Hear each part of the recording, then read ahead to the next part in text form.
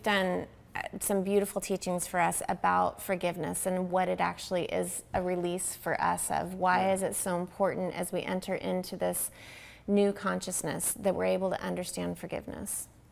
Well, let's start with divine forgiveness. Every time God forgives you, and God always forgives you as soon as you're ready to receive it. It's a reciprocal concept. As soon as the catcher's mitt is here, the ball is already thrown. But every time God forgives you, God is saying, I prefer a relationship with you, Tasha, to being right. Every time you forgive your husband, that's what you're saying.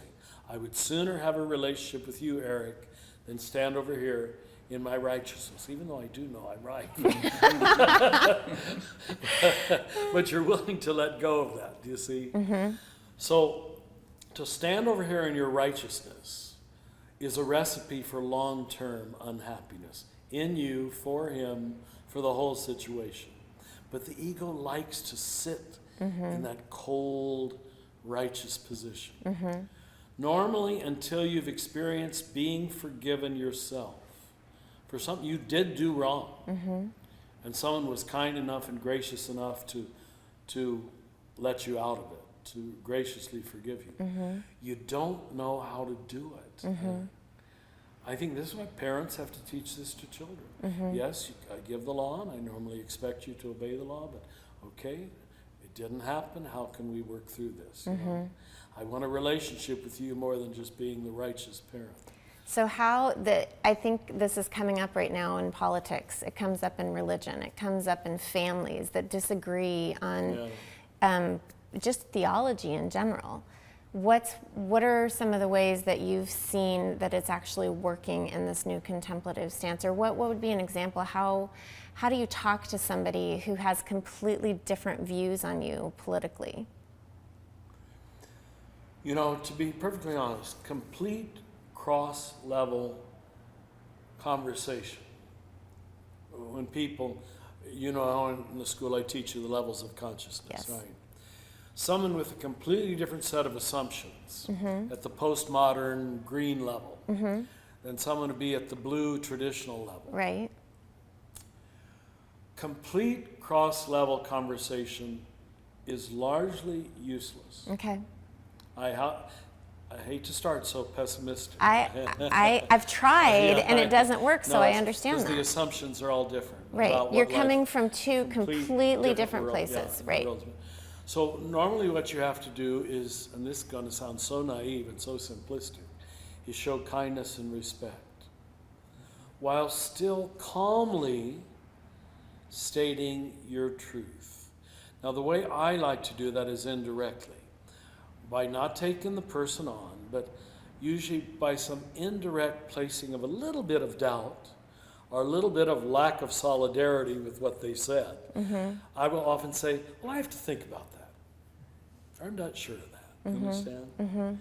They know what I'm saying. They do know I don't agree with what they just said. But once you confront the ego only solidifies. Right. The ego only constricts. Because this is America today. And this is as true on the left as the right. This is humiliating for us to admit. But both of us have to love. Or it's not going to work. So, but in eager to love, you talk about coming to is it the edge of the inside? The edge of the inside. So if we're going to try to change our institutions, our healthcare system, the penal system, our economic system, politics, as in this new consciousness, where do we begin? Where do we go to the edge of the inside? Because things need to shift. Yes. Well, you don't want to go outside, become so rebellious or so digging your heels in your little conservative enclave that you can't talk to anybody. That's why I call the prophetic change position the edge of the inside. Okay. You have to earn your right to speak inside of your white Republican family or whatever it might be, all right? By showing love, showing respect, showing up for the family dinner or whatever it might be. Is there a way? There has to be a way for both speaking your truth calmly and gently and still planting seeds of good doubt.